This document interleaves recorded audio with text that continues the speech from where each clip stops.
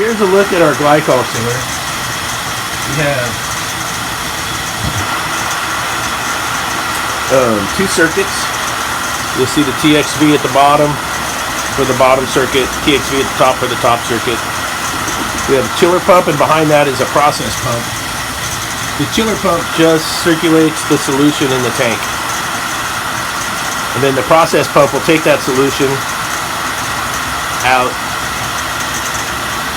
into the fermenters. We have a flow switch, so the way it's going to work is the chiller pump comes on. It's going to prove we have flow through this flow switch.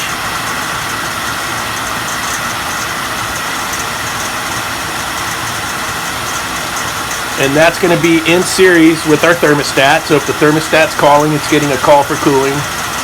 Those two are made. It'll send a signal over to the condensing unit. Then it's in series with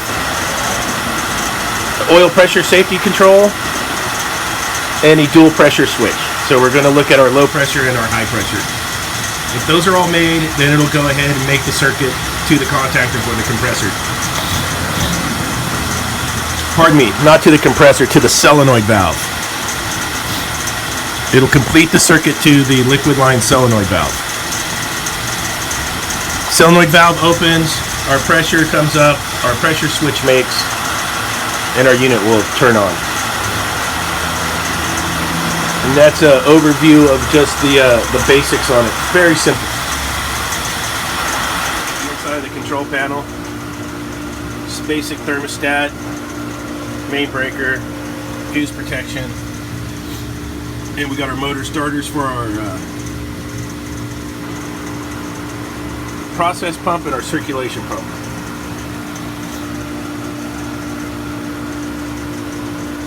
We're going to get this dude down to 32. We're at 45 right now. Controls for the condensing unit. You got your dual pressure control. It's got low pressure, high pressure. You got manual reset. Oil safety control, manual reset. Fan cycling. And then they have this relay put in, so when the compressor's running, the crankcase heater is off, and when the compressor turns off, the compressor contactor, then the crankcase heater comes on. Our amp draw here, 12.5 amps. Okay, get ready for my startup. That is my microns readings, because I got the micron head hooked up on the DL429. The field piece micron head.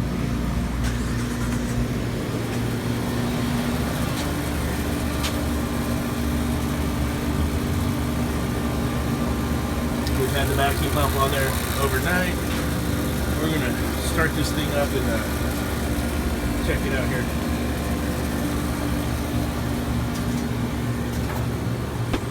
Okay, so we got our system started up. Everything's running. I think we got 4 tanks inside that have product in them. We got the 550s hooked up to the condensing unit with the Bluetooth. Got the DL429 hooked up for our ambient and our amp draw. And we got the smart probes over here to do some superheats on each circuit. Our product temp's at 39 right now, pulling down.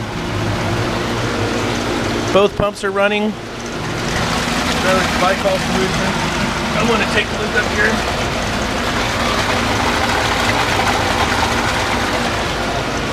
So our process pump is dumping back in the middle, pulling out of the bottom, and then out to the tanks. Our circulation pump's pulling off the bottom, dumping back on the top. So let's take a look at some preliminaries. Now, on the bigger screen is our condensing unit. So our compressor superheat is 24.3, our subcooling's 8.2. Running at about a 12 degree evaporator. Trying to get that glycol down to 30 degrees. This temperature probe is on the top circuit. This temperature probe is on the bottom circuit. So our superheats, we're right there, right around a 6-degree superheat. I was looking between 5 and 10. I can live with that. We'll see how it balances off as the temperature comes down. Okay.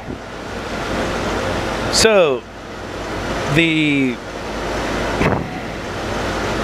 Android tablet did not want to switch over and hook up with the UEI. The Apple did. I can go between apps on the Apple iPhone 6s, no problem. This is newer, this is older.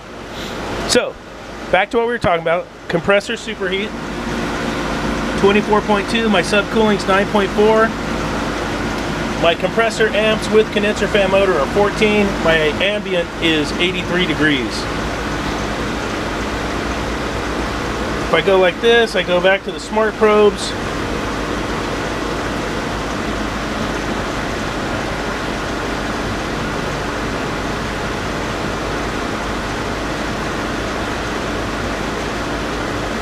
They're loading up.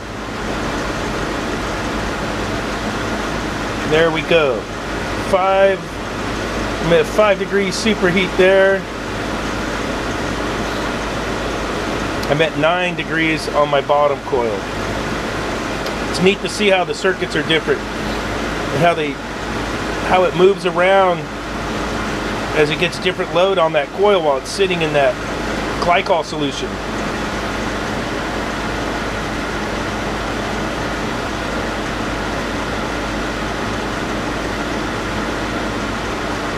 And let's see what our temperature is, 37. So it's got a little bit more work to do here. Let's try that again. Switch apps, come over to this app. Connects right up.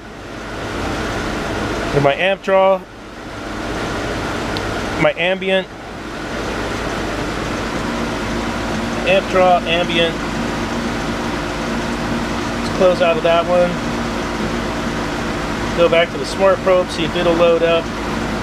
Give it a bit, it'll find them. If we go over here to the Nexus, we close out the 550s. Let's see if it'll find the UEI. Give it a minute. Device not found. Still menu, connect.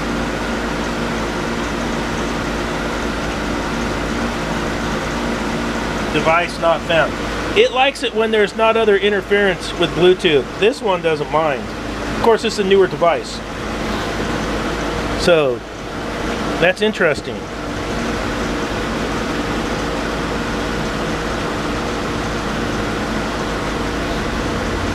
I'm going to walk it over there and see if it'll even find it. I'm in the Bluetooth triangle here. I got those, smart probes, and then this guy. We'll get it right next to it, see what happens here. Now, and this is on Android. The iOS is having no issues. There it goes. Let's see if I can walk it over, if it'll keep reading.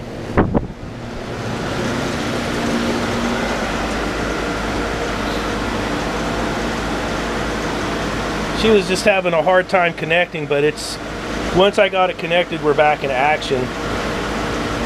Now let's see if I can go between. I might have to make a small adjustment on that TXV on the top one.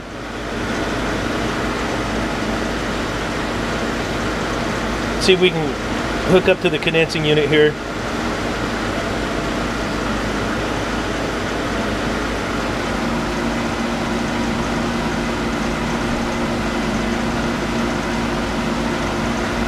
.25, 26 degrees subcooling at my compressor. Pardon me, superheat at the compressor, 10 degrees subcooling. Not bad. And our product temperature is at 36 with a full load on it.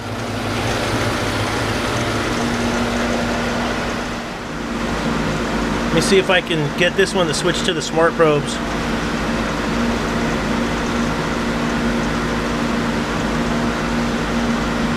see if it'll find them. I'm gonna have to reconfigure the menu on this one. There it goes.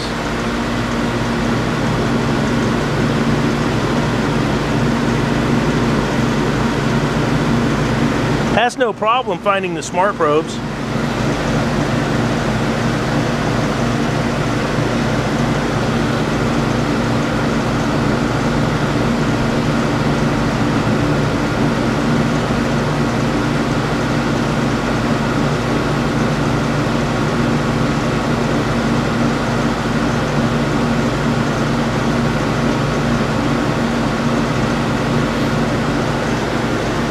So I'm going to adjust that expansion valve, the top one. Let's see here, let's let it load up. Maybe I spoke too soon. Compressor superheat, compressor subcooling.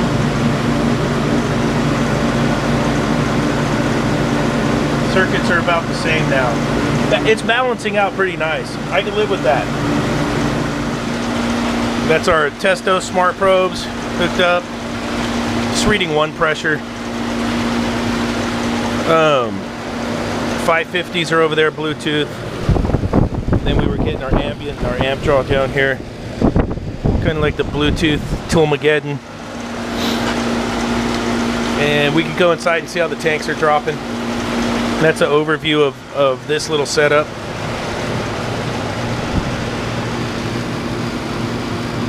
Glycol line loop, the process loop comes over into here. We're dropping down into these tanks, and we're also going over to these two tanks right now. So we got a little bit of a load. You'll see there's going to be another tank there, another tank there, another tank up there, another one there, and that should do it. Oh, and then also on the other side. Boop, boop, boop.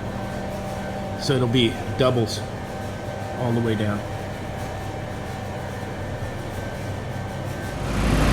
You'll see the line, suction line crossing back to the accumulator, and then it's doing its coming back around, coming back in. Oil level looks great. Yeah, I got a clear sight glass.